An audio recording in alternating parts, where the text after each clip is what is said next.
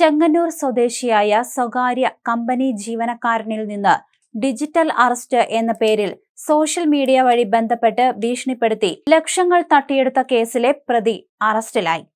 കർണാടക സ്വദേശിയായ ചന്ദ്രികയെയാണ് Alappuzha cyber crime police arrest ചെയ്തത്. ആൾമാറാട്ടം നടത്തിയാണ് ഇത്തരത്തിൽ ചന്ദ്രിക ഉൾപ്പെടെയുള്ള പ്രതികൾ തട്ടിപ്പ് നടത്തിയത്.